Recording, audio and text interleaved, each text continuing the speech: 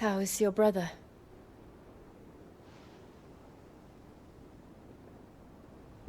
Asleep since I returned from the Dominion. Taya says he should be back on his feet soon enough. For a while, at least. She discovered something on his chest. A swelling, circled in stone. The curse.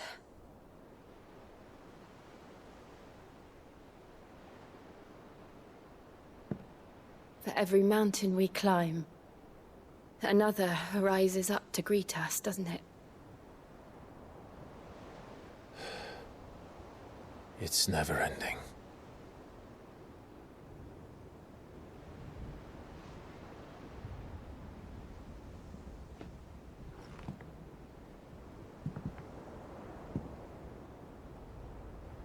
Even the sky seems to have grown tired of it all.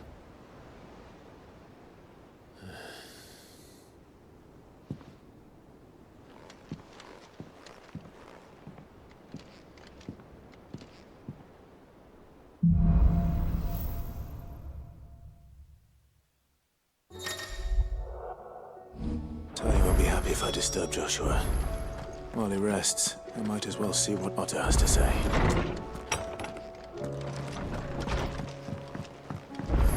Did you see the pair that got hauled into time?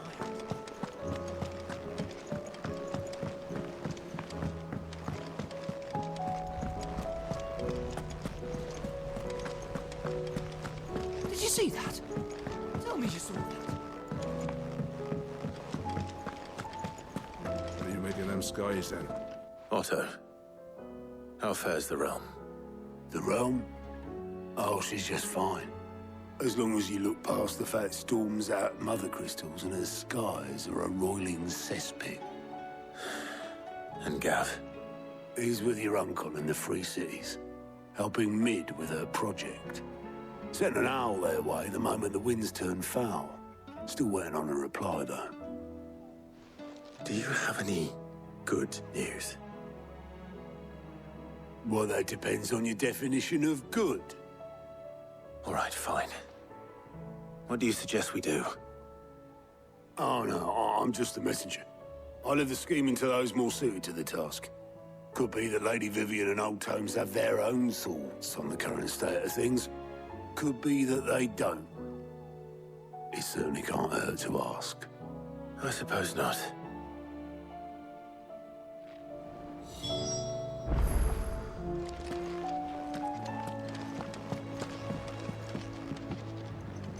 How is it that every one of your little excursions presages some inexplicable catastrophe? Not that you are to blame for the Dominion's fate. No one could have predicted the actions of the Crown Prince. I'm sorry I couldn't save your home. My countrymen are stronger than you think. A few toppled clock towers won't break their spirits. They'll be back on their feet in no time. I hope so. Look at us. Bluer than a pair of bog crabs. Tempting though it may be, sulking will not help us find a solution to this mess. You believe there's one to be found? I don't know. But I am certain we're more likely to find it if we first examine the facts.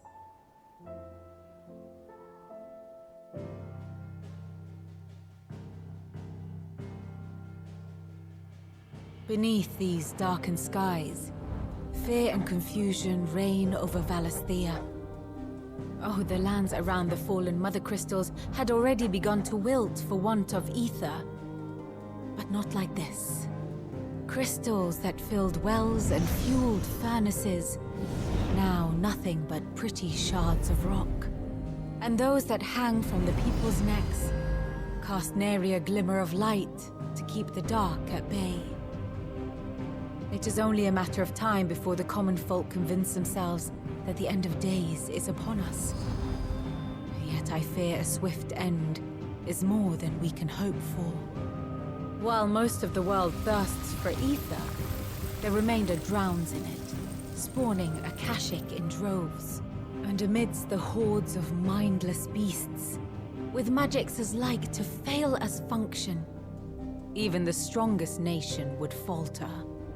Rosaria and the Iron Kingdom teeter on the brink of collapse, while the tragedy in Twinside has all but paralyzed the Holy Empire. Dhalmekia fares little better.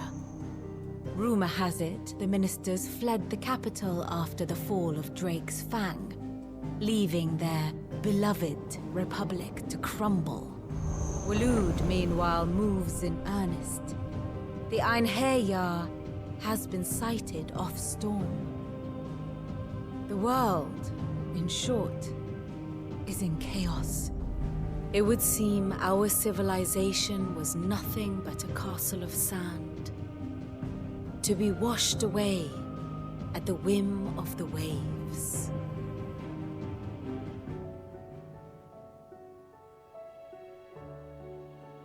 A castle of sand. Not my best flourish, but it seemed fitting. The reports I've received are considerably more blunt in their appraisal. Without the protection of their nations, it will fall to the people to defend themselves against those who would take what is theirs. Which is only ever going to end one way. Defending a farmhouse against a band of chocobo thieves is one thing, but pitchforks and palisades will do little to stall an army's advance. Should the King of Waloed deign to invade, there would be none to stop him. None but us.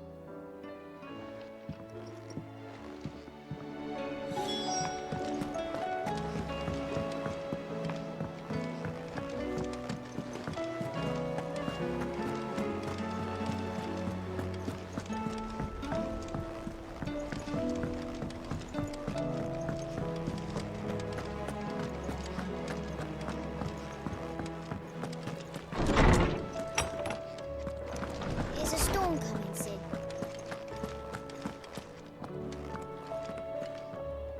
Let me guess. You're here about the skies. Is there anything you don't know, Lawsman? It doesn't take a court astrologer to augur the obvious.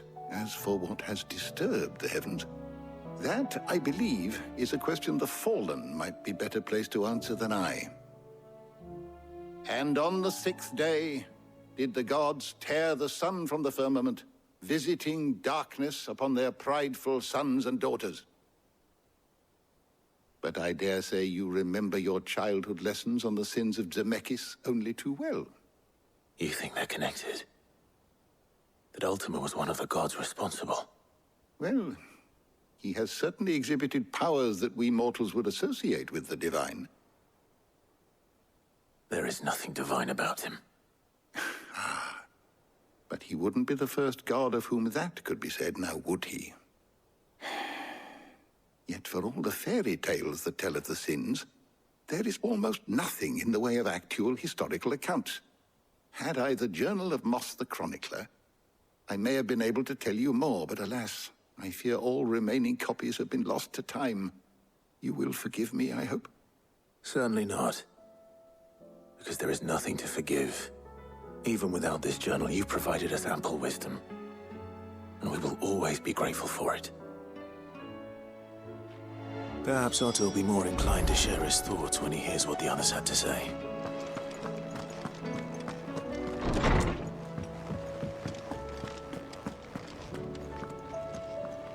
Clive, we have a problem. Only one. That would be a first. It would. Actually, there are 3. We had as many owls arrive while you were at the shelves.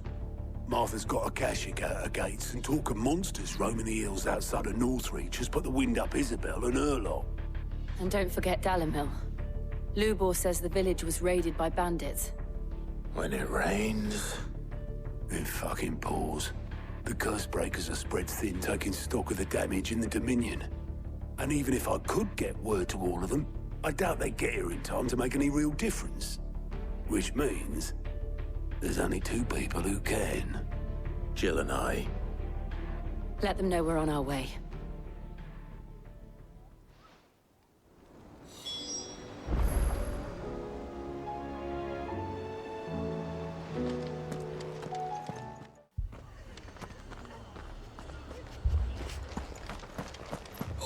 man's gonna die if we don't get him to a healer.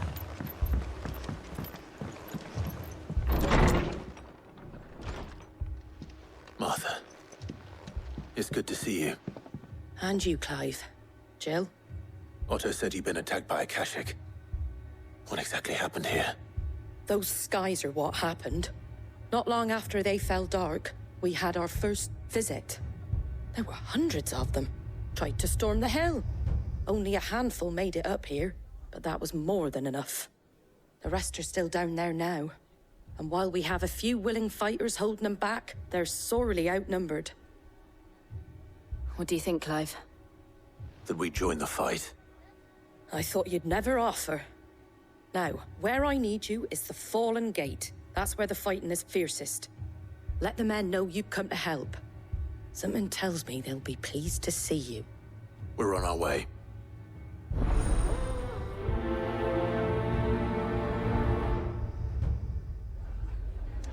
Do you think there are as many as Martha says? More.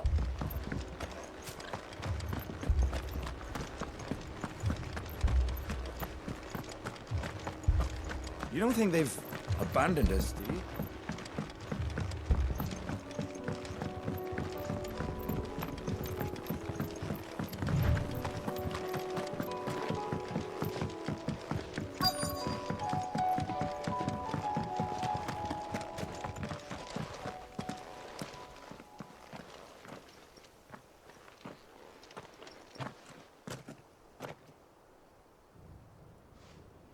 Clive, wounded.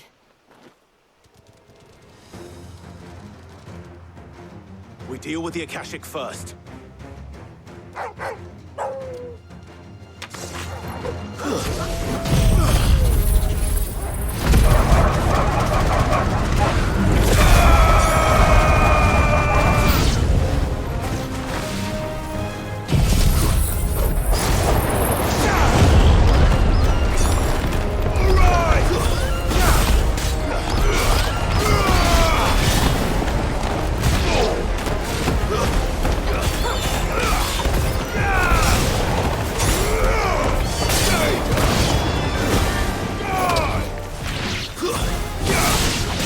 You're finished!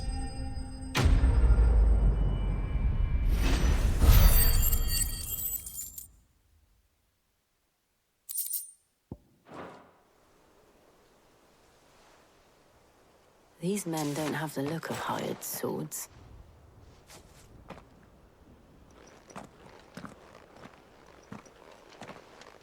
If you've come to rob this place, You are mistaken, my Lord Rosfield. We're here by Madame Martha's leave. how do you know my name? Forgive me, my lord. There wasn't time for introductions. We're with the Guardians of the Flame. Wade's men? But how did you come to be here? Where is your commander? Sir Wade left earlier with a scouting party to find out where the Akashic were coming from. Did he? Take your wounded back to the inn. Martha will see you're looked after. We'll join you anon.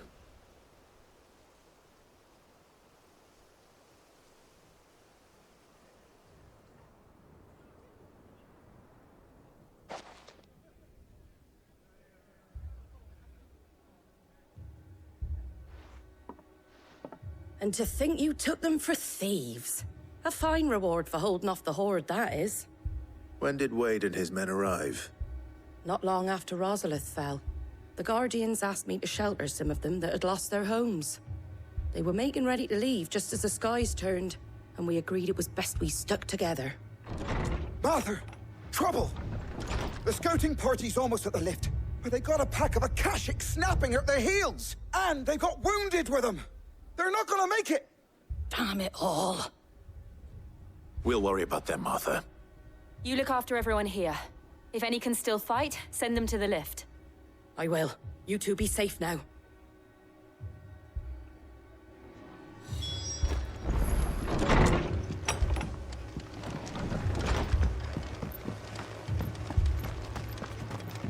My brothers. Mad dogs. Love.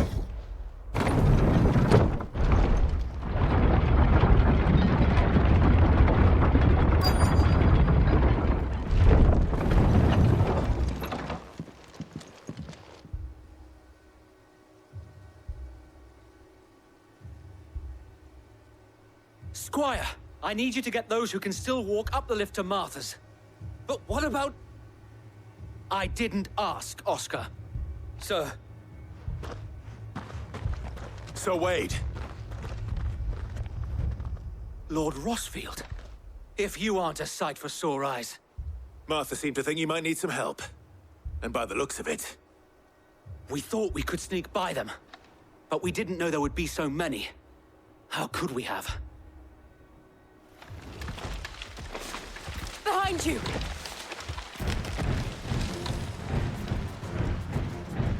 Damn it! We need to get the injured to safety.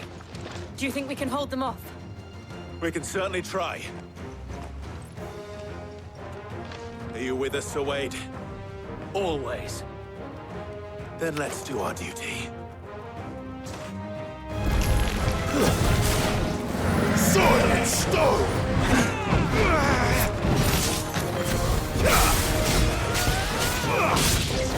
And another!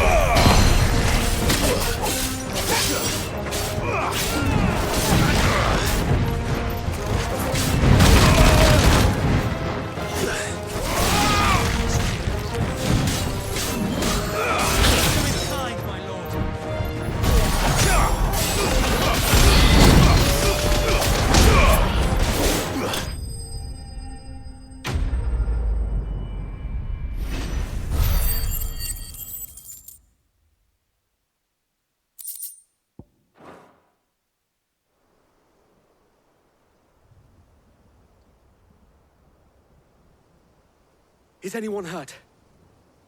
I don't think so. And yet again, you've pulled me from the flames. It's just a pity I keep walking into them. You've never been one to shy away from danger, Sir Wade. Like any shield worthy of the name. I see you're all in one piece. Martha! Is something wrong? The lookout saw smoke coming from down Eastpool way. Too thick to be a hearth. A second horde. Feel like finishing the job. Always. Jill and I will make for Eastpool. You'll need to move the injured without us. Don't you worry about them. The moment my men are safe, I'll follow. Good luck.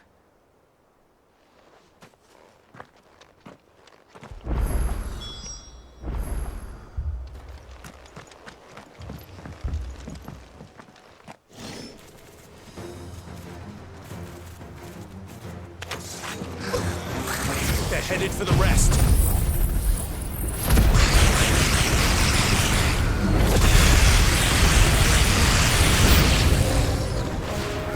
We have to slow them down. Martha and the others won't be ready.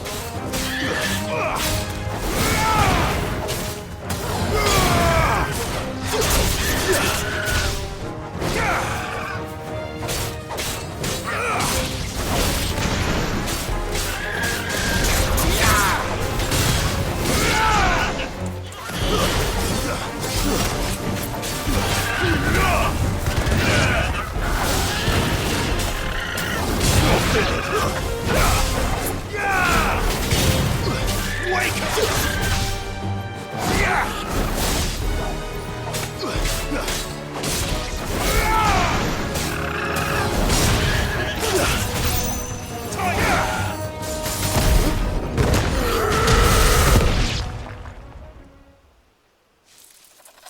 Something's coming.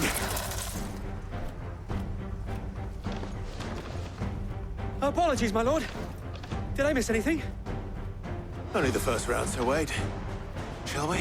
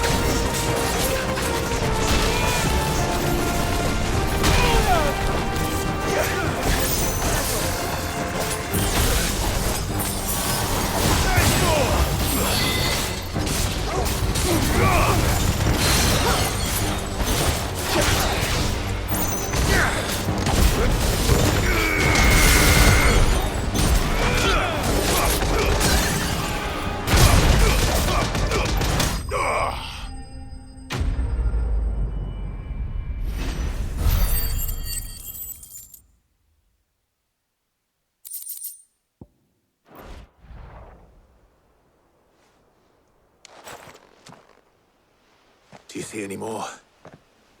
No. I think that was the last of them. But it won't be long before the next lot arrive. Then we make for Martha's while we can.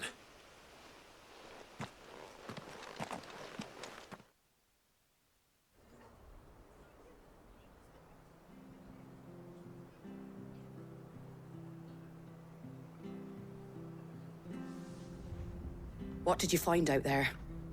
The same as Sir Wade. Scores of Akashic. Well, wherever they came from, they're gone now. Our lookouts say the lowlands are clear. Hopefully we'll have enough time to lick our wounds. How many of your men were injured? A damn sight less than if you hadn't turned up. Thank you. It was a hard-fought victory. But as long as the skies remain dark, I fear the Akashic's numbers are only going to rise. It's not a matter of if the Horde will be back, but when. And whether that's sooner or later, we'll need to be ready. The inn here affords a good view of the land, and is easily defendable. I'd like to make this one of our outposts. What do you say, Martha? You'd have more men to guard the rest. Well, when you put it like that, of course they can stay.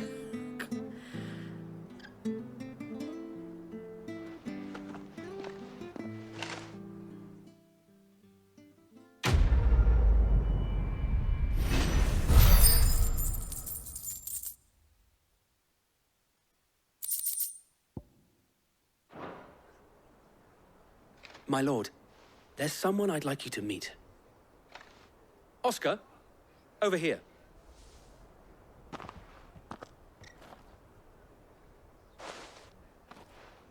It is an honor to make your acquaintance, Lord Rossfield. I am Oscar. Oscar of House Murdoch. Murdoch? I wasn't aware the Lord Commander had children. Oh, he didn't. But his brother, my father, did. I am Sir Rodney's nephew. Well, go on, then. It's not for me to ask him. Yes, Sir Wade.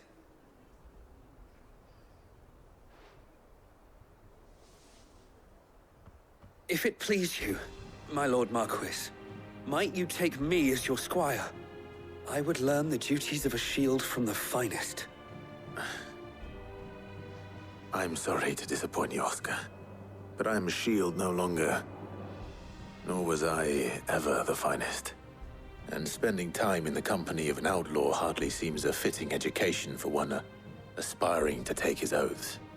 My Aunt Hannah once told me that a man is not defined by his title, but what he does in its name. You have accomplished much since taking on the mantle of Cid, winning no little honor in so doing. And I would sooner serve under an honorable outlaw than an unworthy shield. Not that Sir Wade and the other Guardians are... I mean to say that, they're... It's all right. We know what you mean. There is only so much the boy can learn from me, my lord. But a squire... Would that really be so bad? You were a squire once. And I'm certain Sir Rodney would approve.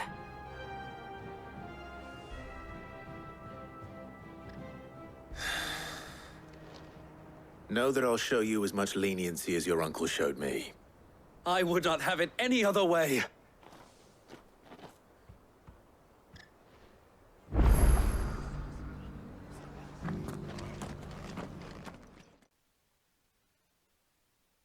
First we find Isabel.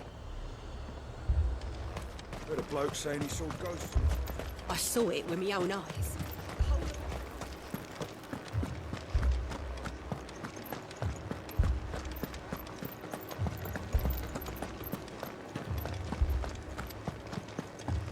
I can't do it.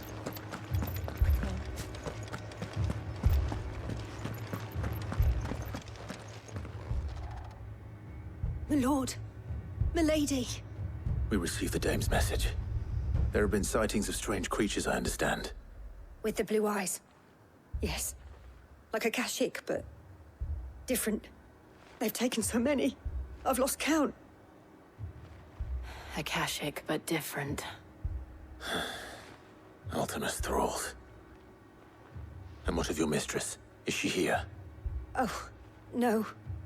She went to the garrison to ask what they were planning on doing about all this. Then we'll look for her there.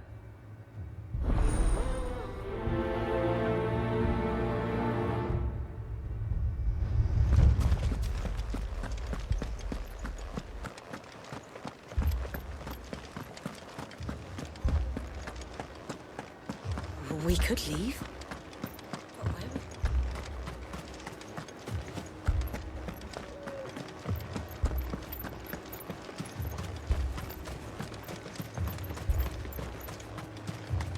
Madame, please! Half the garrison's been slaughtered by those things. We lost the captain this very morning. We've tried requesting reinforcements, but there's been no word from the capital or the Dominion in days! What more would you have us do? I would have you do your duty. Those at the Vale look to me for protection. And protect them I shall. Because they are my charges, and that is my duty. In case you have forgotten, the people of this town are your charges. But more than that, they are your people. Your sisters, your brothers, your lovers. So you have a choice. Lay down your sword and watch as they are slaughtered, or take it up and do what is right. She speaks the truth, you know. This here, it's all we have. It's all that's left. What we have left is our lives! Do you really want us to lose them as well? Not if we don't have to. Look, there's a cask under the captain's bunk. Let's talk about this over a drink, eh? I'm listening. I'll have a word with him.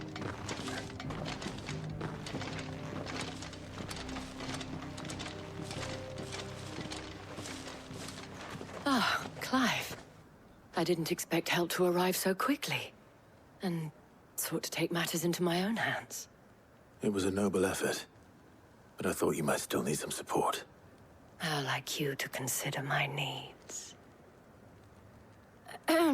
What we need to consider is where the creatures came from. The way the survivors speak of them, one would think they appeared out of thin air. And perhaps they did. It's hard to know what to believe these days. We'll talk to the survivors.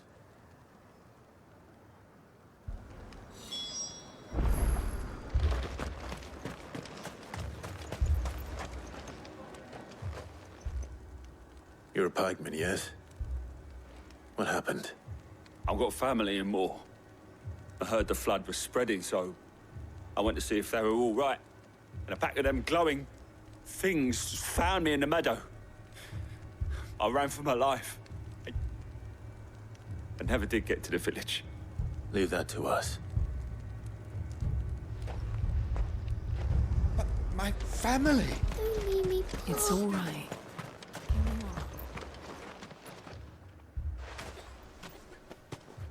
Did you see the creatures that attacked you?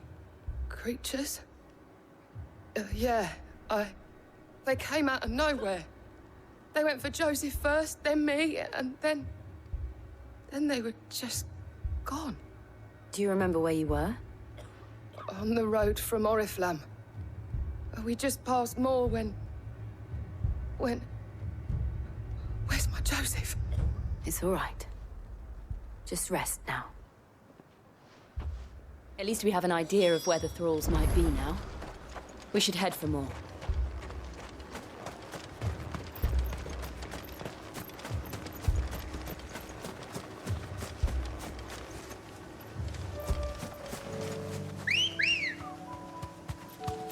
Good girl.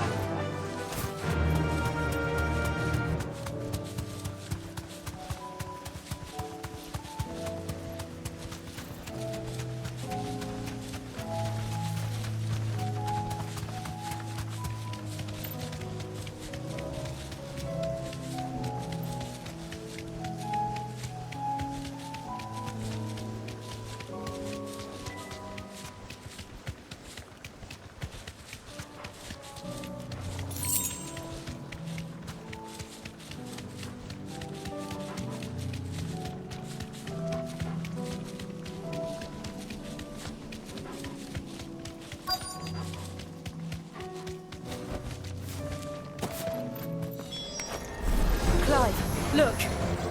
I see them. With me!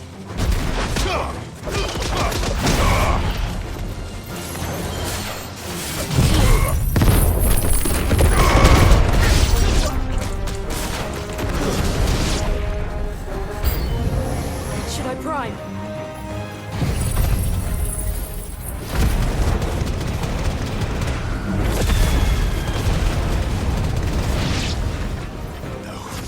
Save your strength. It's over.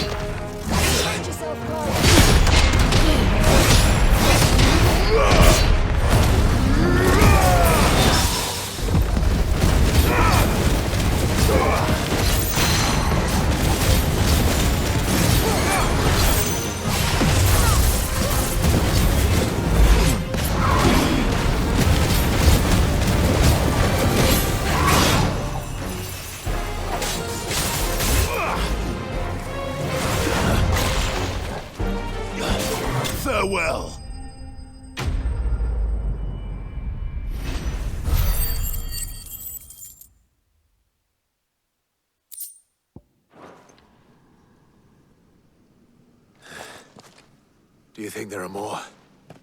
There are always more. But I'd say we've done what we can for the time being.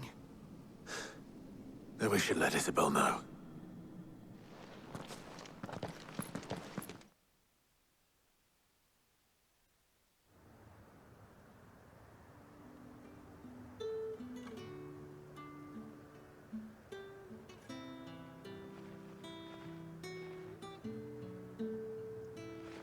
You have the town's thanks. Don't thank us yet. There will be more. Many more. And you'll need to be ready for them. Oh, we shall. Isn't that right, Captain? Yes, milady. The garrison will be ready. Philippe here has convinced most of the men to remain at their posts. For now, at least. Hearing that the Dane would look kindly on any man who committed himself to the task certainly didn't hurt. It's not the most selfless of motives, I'll admit. But whatever it takes, eh? Now me, I never needed convincing. I became a soldier to protect the people I love. And the people I love include the one standing before me. Handsome and chivalrous. Now, if you don't mind, I have sentries to post. Milady.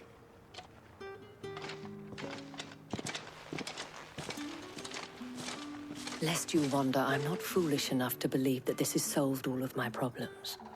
But it has solved one, and that's one fewer than I had this morning. Thank you again, Clive.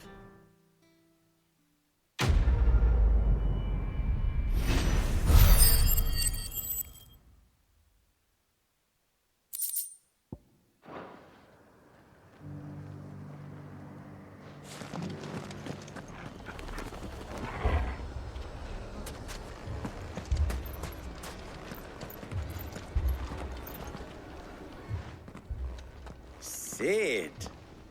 Your new companion appears much more formidable than your uncle. Should I be worried? You haven't been introduced. Jill, Clive has told me much about you. All lies, I'm sure. Your Stolas said that Dalimil has a bandit problem. Indeed. Although, you're a little late. They left with our food and guild days ago. Any idea where they went? The desert's a big place. Your guess is as good as mine. But the fact is, I have more immediate concerns. What did you say to me? What did you say? As if by magic. Let's just say we've yet to reach a consensus about how to solve Dalimil's little problem. And at this rate, it won't be the actions of the bandits which prove to be our undoing. It will be our own. I've tried reasoning with the dissenting parties, but even the Desert Hare has limits. Perhaps we could talk to them. What makes you think they'll listen to us? What makes you think they won't? She makes a fair point, Sid. And you won't have wasted much of your precious time if you fail. They're just across the courtyard.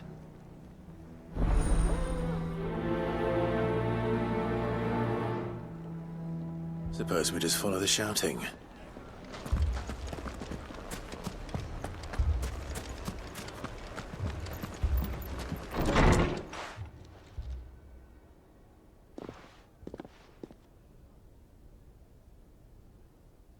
You wouldn't talk like that if it had been your men whose throats were slit. Blood for blood, it's the only way.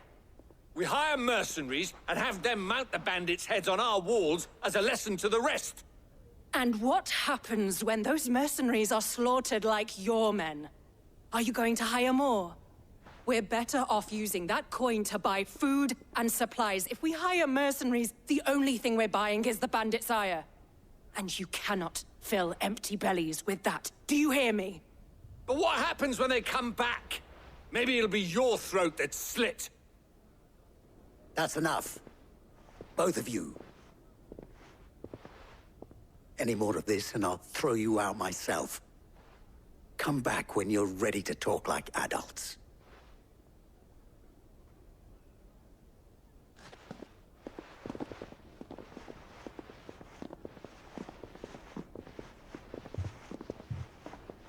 Victor. What's he doing here? Cid. And Lady Jill.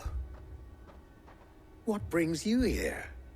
I was about to ask you the same thing. Costness is in chaos, and the markets have all but ceased to operate. The Briar's Kiss here in Dalamil is the only place I can reliably obtain supplies. I was here to do just that when Master Lubor told me of his troubles. He thought I might be able to talk some sense into these fools. But if you're here, I suppose his patience must be waning. Who are those people? Those were the thorns in Lubor's side. And the reason this place might be headed the same way as Costness. It's these accursed skies. The darkness is enough to drive a man to madness. Or an entire city, for that matter. We're still working on the skies. But in the meantime, perhaps we can find a solution to Dalamil's problems. I hope so. For all our sakes.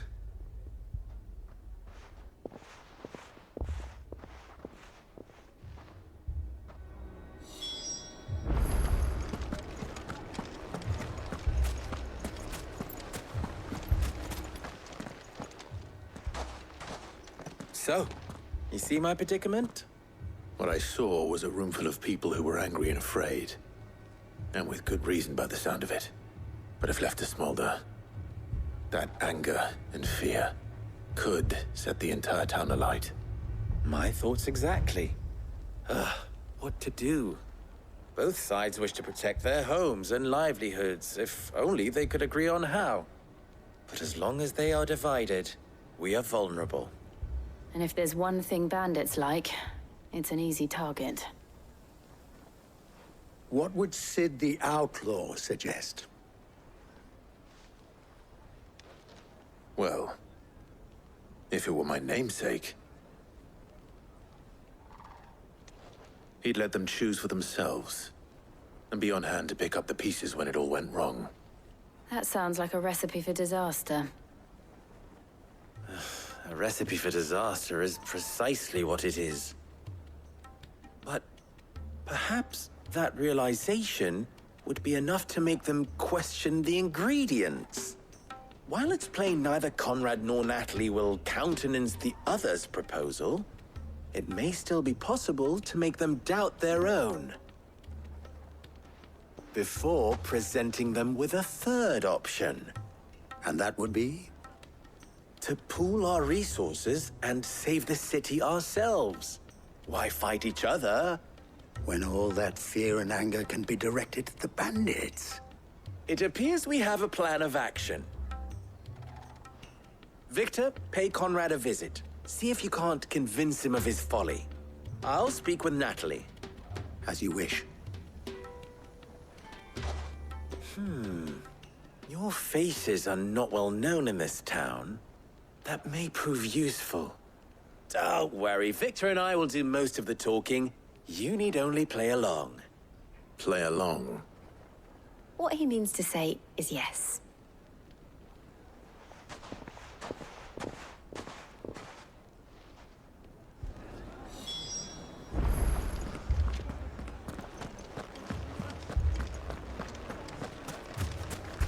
Picture it, Conrad. Your own city.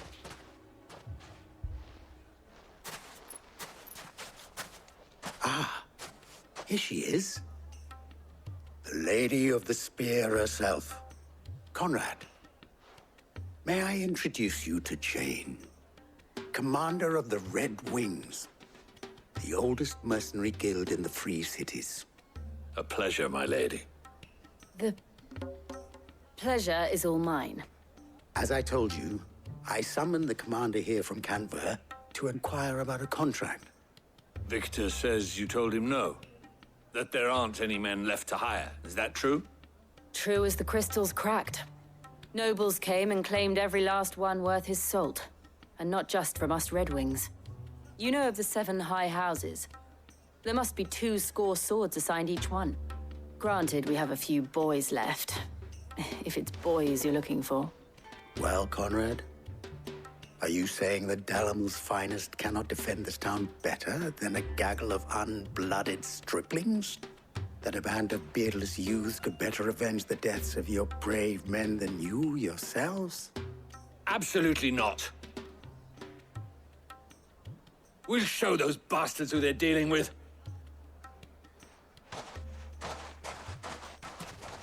I can't believe that actually worked. Conrad's not what you called the brightest candle in the crypt. And there's a reason why I had you do the talking and not Sid. Well played, milady.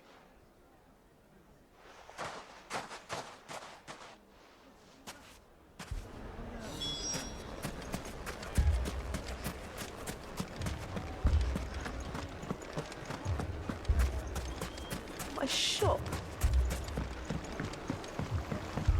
If I had my pickaxe, I would. I mean, it may still be possible to buy something. Ah, here he is now. Natalie, allow me to introduce Lord Underhill of Randalar's prestigious League of Merchants. Lord Underhill. At your service. Underhill? I was just telling the good lady of our conversation, my lord, and how you were lamenting the state of the capital's stores. Lubor says that not only are the granaries almost empty, but that war and the Blight mean this season's harvest won't be enough to fill them for winter. Indeed, certainly that is the case.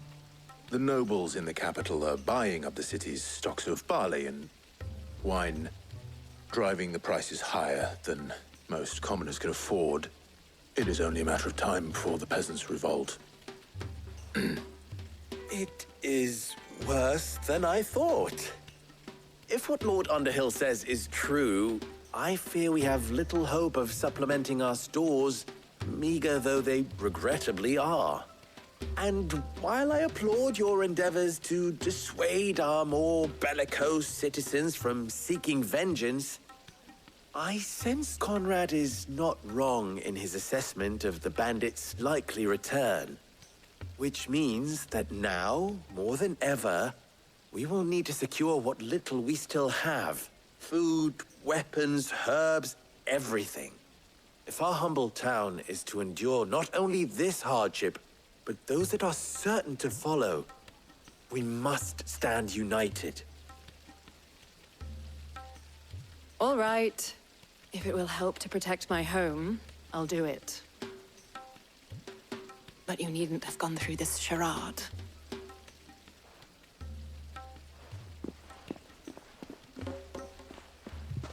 Thank you, Clive. Your performance was nothing if not workmanlike. She saw right through it. I didn't say it was good, merely that it produced the desired effect. Now, my scouts should be returning shortly. Meet me back at the Briar's Kiss, and we shall see what we face.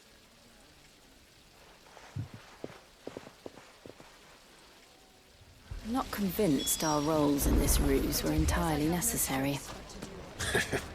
I don't know. Conrad seemed quite taken with you.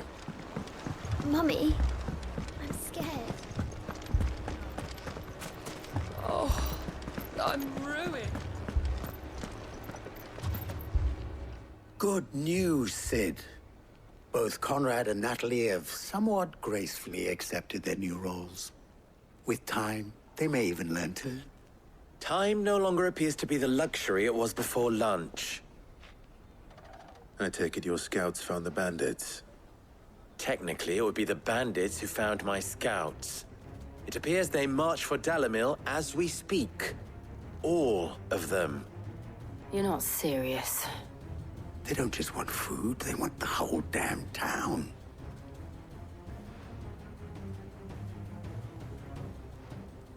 I have a favor to ask. I'm told the bandits march in two groups, one from the south and one from the desert, in a move doubtless intended to stretch our already gossamer-thin defenses. Very well. Jill and I will meet those from the desert. But what of the rest? The rest, my friend, the city shall fight. Together. The stakes, I concede, are high. But if this does not unite Dalamil, nothing will. That is a lot of faith to put into those who had their hands around each other's throats but a moment ago. Then it will be for us to see that their hands are kept occupied. And I do mean us. I thought you might say that. We'll hold them off for as long as we can. And we will do the same.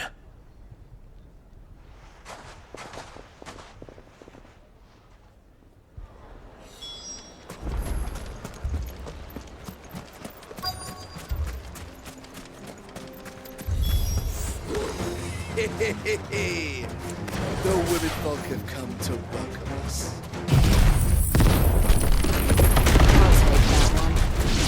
He's all yours.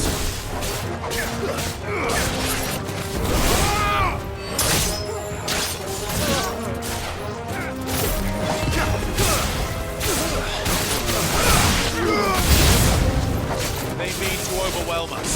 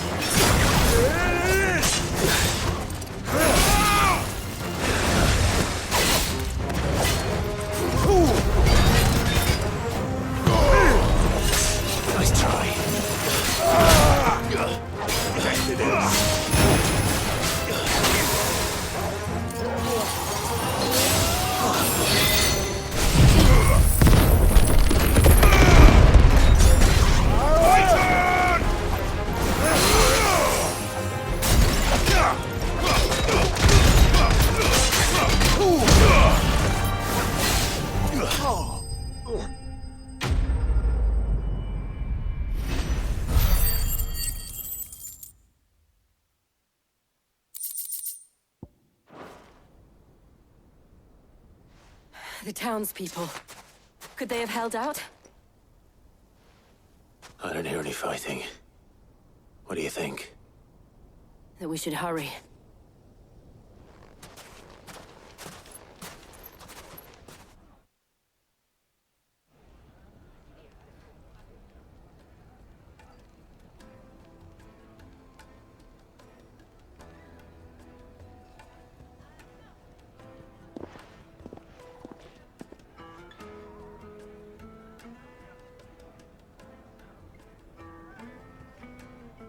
Natalie, I owe you an apology. You did well out there. The inn would have been lost had you not held the line. Without you, there would have been no line to hold. You saved us, Conrad. You saved Dalamil. We all saved Dalamil.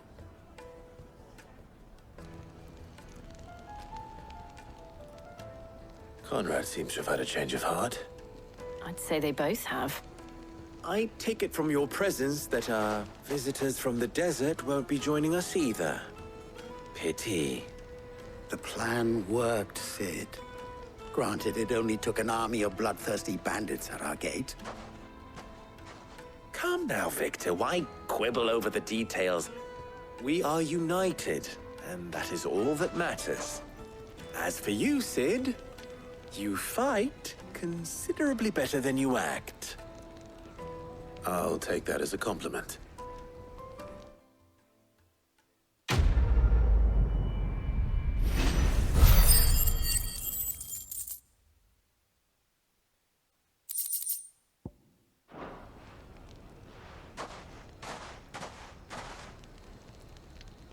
Our friends seem to have things under control.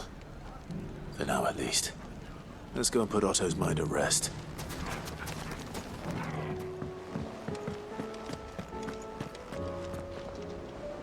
Was wondering when you turn up. Had owls from all our friends thanking you for your timely intervention. How is it you always manage to arrive at just the right moment? Luck, I suppose. Any word on the rest of the realm? Let's see. Storm's still crying out for mother crystals. The nation's still in chaos. And the skies are still the color of a kick in the kidneys 2 days on. So... Right. Clive, we knew this was going to happen. Well, not the bleeding skies part, but you take my point. Now's not the time to second-guess yourself. Now's the time to visit the infirmary. Tyre says your brother's awake. Thank you, Otto.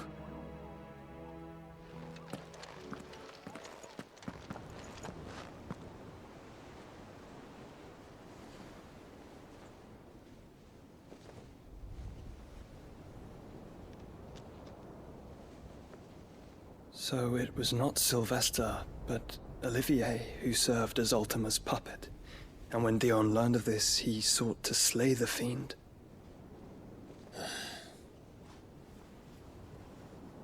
Only for his father to take the spear that would have freed him.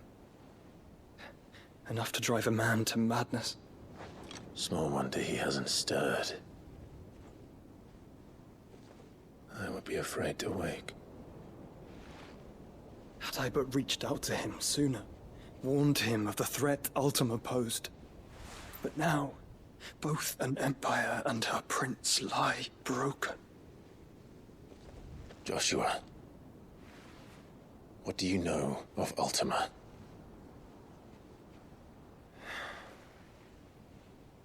Very little, I'm afraid. Despite my best efforts. 18 years ago, as I lay buried beneath the rubble of Phoenix Gate, 'twas not death who came for me, but another. And it was while in my rescuer's care I first heard of Ultima.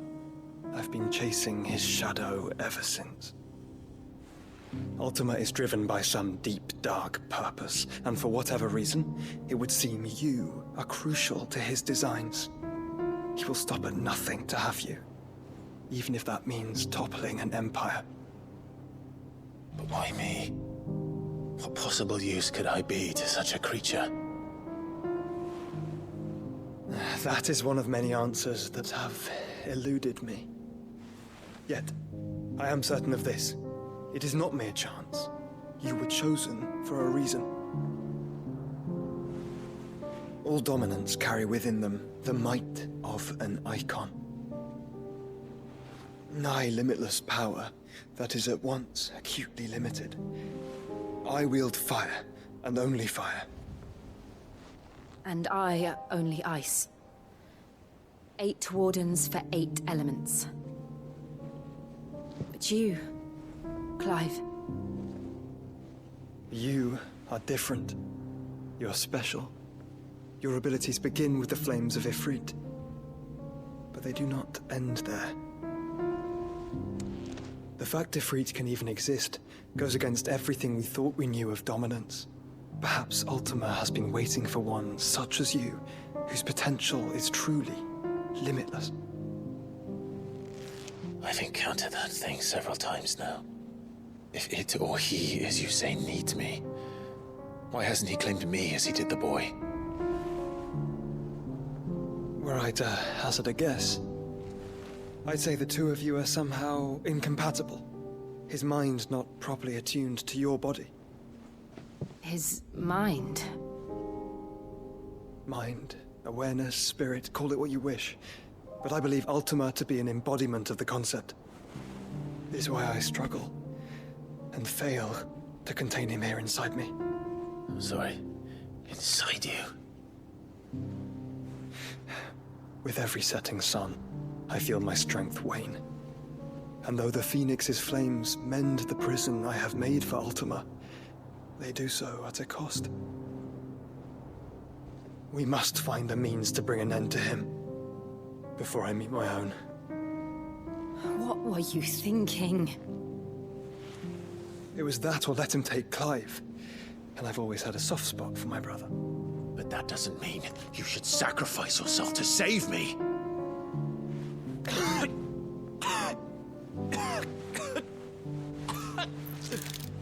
Joshua! Clive! It's Gav! There's an army of Akashic at the gates of Canver.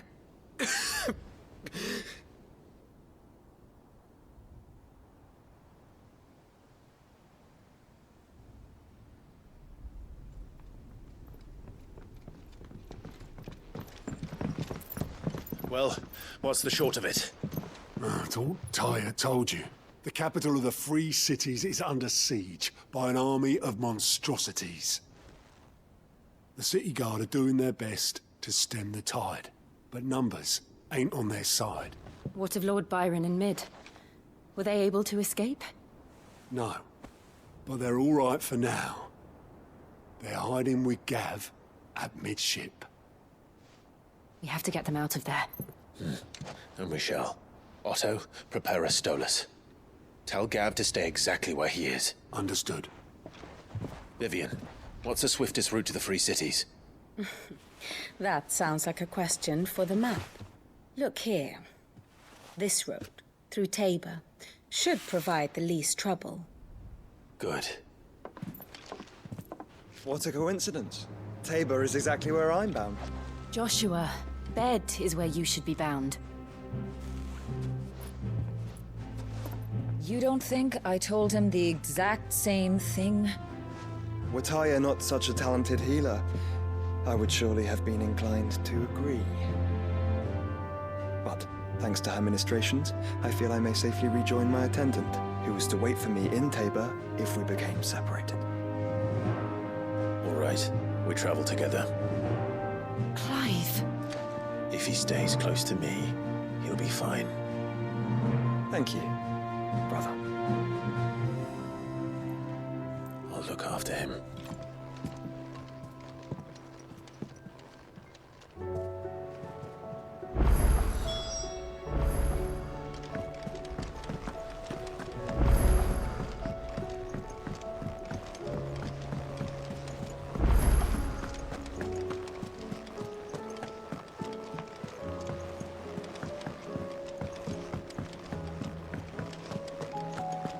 Seems the hideaway's lost its appetite. Book. Here, you put me in this situation, Clive. You can bloody well get me out of it. I need a hand with a recipe. Are you sure it's me you're looking for? I'm not much of a cook. I'm all the cook will be needing, thank you very much. What I want from you is a little of your time, right? Oh, and perhaps your sword. You remember Ivan's stew, right? Well, despite the look of the thing, and that awful stench, people wolf it down. So I thought I'd try making one of these supposed masterpieces myself. Had a peek at the book and gave it a go, but, well... It wasn't as straightforward as you'd hoped. Ivan had the same problem. Yeah, but this is my blimmin' kitchen, and I will not be outdone. So if you don't want to be seen as playing favourites, I suggest you lend me a hand.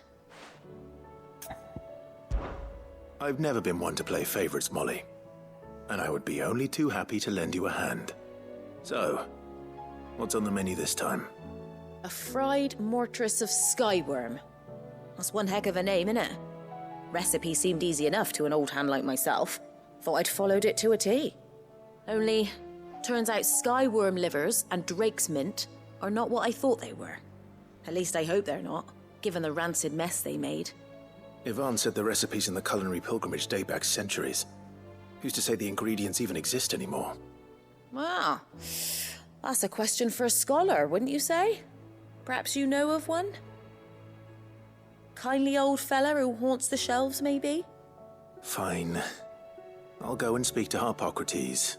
Perhaps he'll know something. And if he does, I'll see if I can find your ingredients for you. You do that.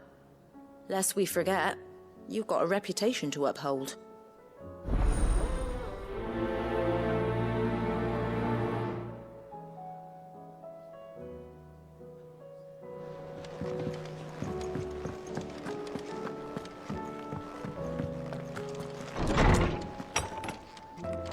Is a storm coming, Sid? Will there be fun? Sid, perhaps you can help me solve a mystery. I can certainly try. Who's gone missing this time? It's not who, but what. Mid's scales, the ones she made for her workshop. I borrowed them to teach the little ones about weight, and shortly after the lesson, well, they vanished. My first thought was that they'd taken them off somewhere to play, but when I asked, they swore they had nothing to do with their having disappeared. Which almost certainly means they had everything to do with it. Perhaps a visit from Sid will jog their memories. I think it just might. Thank you. I don't like to imagine that my pupils would lie to me. But if they have, I'll have no choice but to discipline them accordingly. They were in the atrium when I last saw them. As always.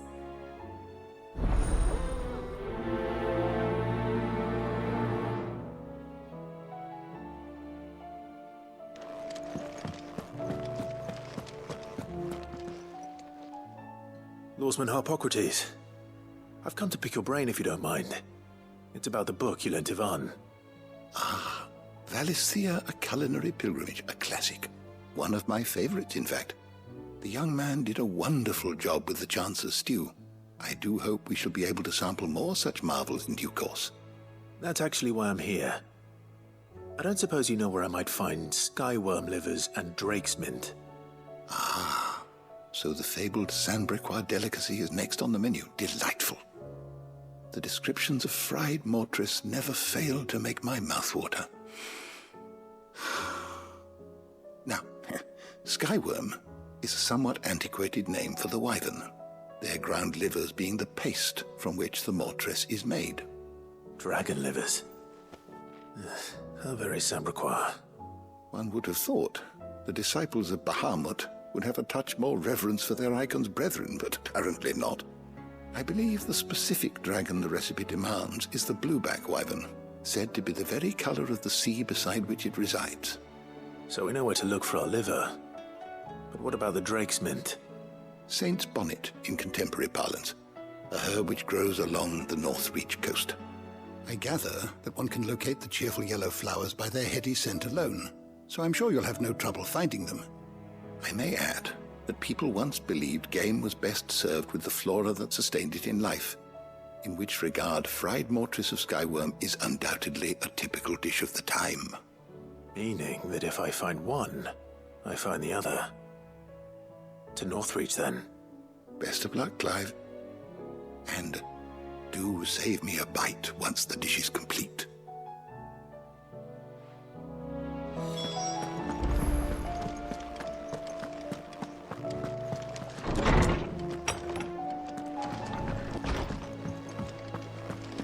It seems the hideaway is lost it.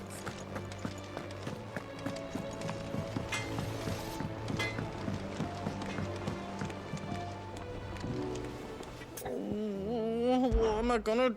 Is everything all right, Goots? You seem more discomposed than usual. Oh, I don't know what that means, but I'm in a bit of a muddle. Oh, I think Nan might be in trouble and she's... It's all right. You can tell me.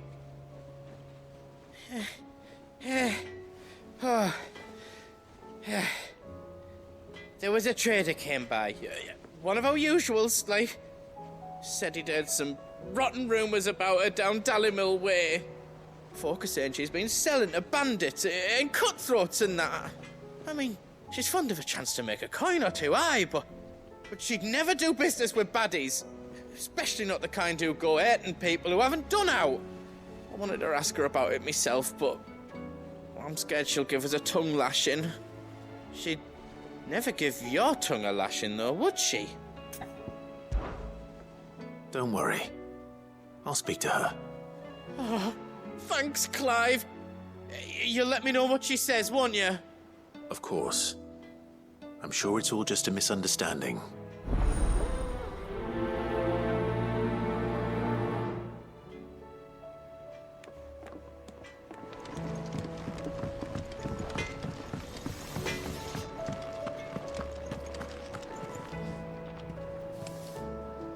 Lady Karen, how's business? Not nearly as foul as the weather. You're doing good trade then? Both in and out of the hideaway? Can't complain. Wait, what exactly are you getting at? Not once in 5 long years do you pay my affairs half a care, but here you are today, raking me over the coals like a bloody popoto? Just asking. Out of interest. All right. I'm here because I was told that certain rumors have been circulating. About you selling weapons to brigands. Oh, are you? And who was it who knows me so well as to tell tales of my evil exploits? I didn't exactly hear firsthand. All I know is that someone in Dalamil has been spreading word to that effect. And what? You believe it? You think I'm profiting off the blood of innocents, do you? Look, I've done things I'm not proud of. Might be there were a time when I turned a blind eye to the wretchedness of the world so I could line my pocket. But that woman is no more. And you'd know that if you'd ever paid the slightest bit of notice. You're right, Lady Karen. I apologize. It was wrong of me to doubt you. No, it was. No. I reckon you've got better things to do than pointing your do-gooding finger at a poor old woman. Of course. Good day.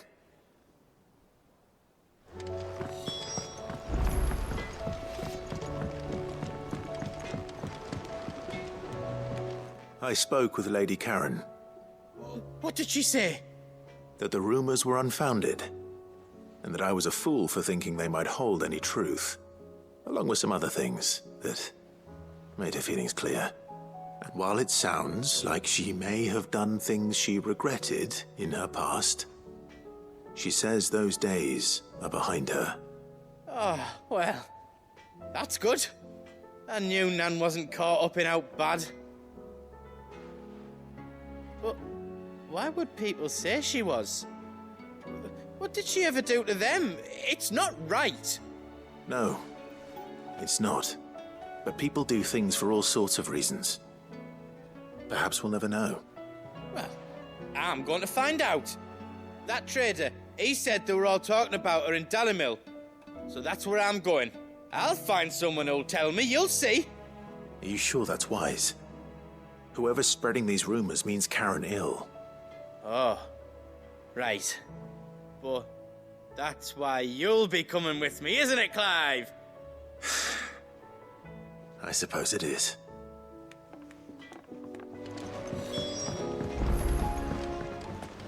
What do you reckon we should do? I say we should just tell Miss Shirley.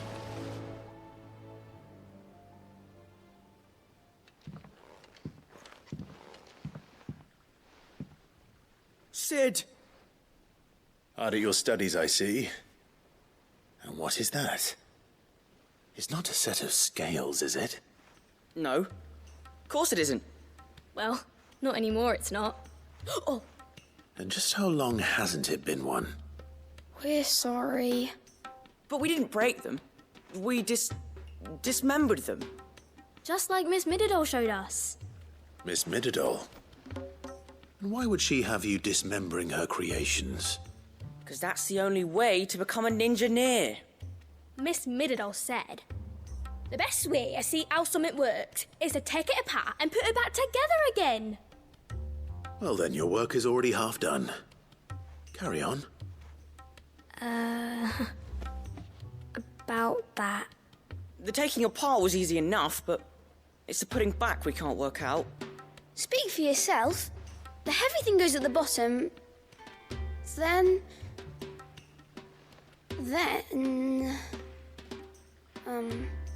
You three need to learn to take responsibility for your actions. So let's have a look at these parts with fresh eyes, shall we?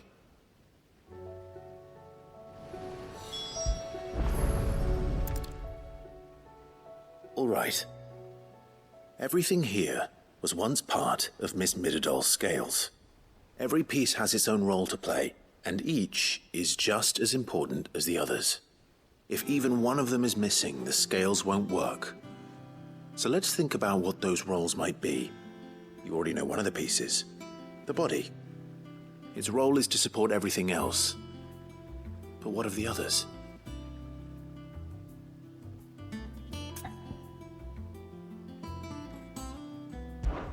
This is called the arm. Why do you suppose that is? It doesn't look much like an arm. You're right.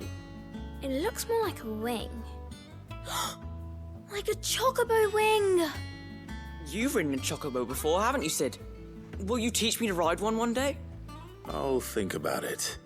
Now, what do arms do? Hold things. So wait, maybe this arm holds things too? Good thinking. You're on the right track.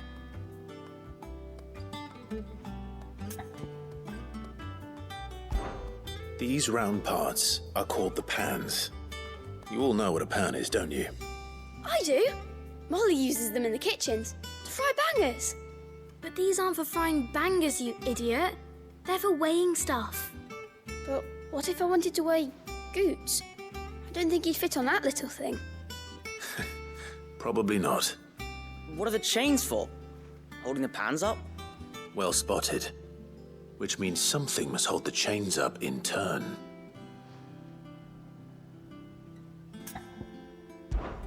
This tiny piece is what's called a cogwheel, or gear. Have you ever seen one before? I have. Miss Midadol's dungeon is full of them. Most are on the floor. She puts them in all her inventions. They spin round and round and round and round and... That's right. They're very useful when you want to make things move. Do you remember if there was anything on the scales that moved? I remember the arm moved when I tried weighing an apple. And then somebody ate it. It's not my fault. You shouldn't have tried weighing it before lunch. You know what part's supposed to move and how it's supposed to move. So, let's put the pieces together first, see what doesn't move, and then stick the cogwheel to that. Not a bad idea. You see? It's not so difficult. So, now that we've taken stock of the parts and learned what they do, what do you think? I think we've got it. Then here's what we'll do. You tell me what goes where, and I'll put the scales together. Well, obviously you need to start with the body. All the other pieces fit onto it, don't they? And the arms go on the body, just like real arms. Or wings, if you're a chocobo. And then the arms hold the pans by the chains. Very good. Let's see if that works. Ah, all finished.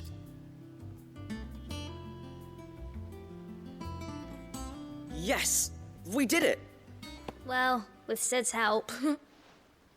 Oh, I just put the pieces together.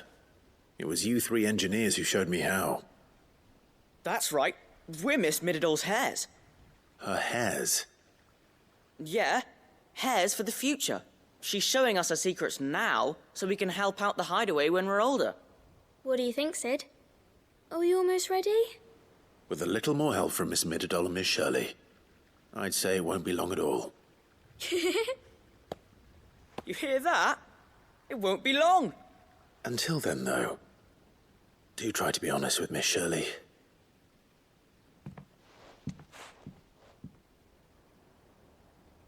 Hey, look! We never used the cogwheel. You don't think Sid forgot about it, do you?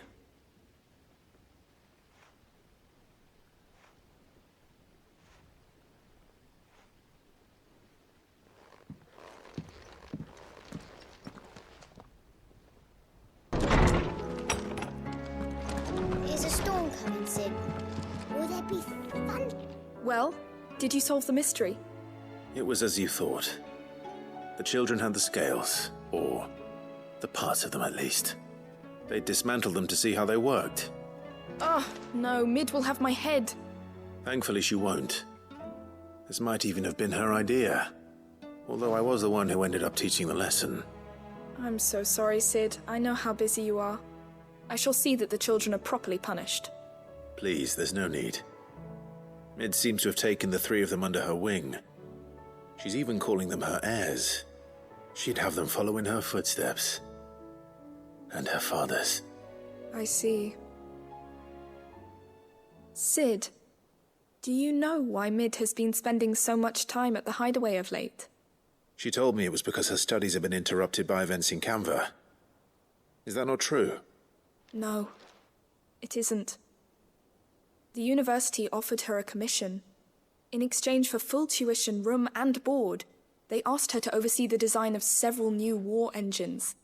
To anyone else it would be an opportunity, but to Mid, who lost both her parents to war, it was a bitter pill. One she was none too keen to swallow. But that should come as no surprise. She's only ever cared about bringing people hope. The very last thing war can be said to do. Which explains her heirs. She's working to give them a better life. And so should I. What's the odd engineering lesson? Ah, you've given them far more than that. And I'm sure they're very grateful.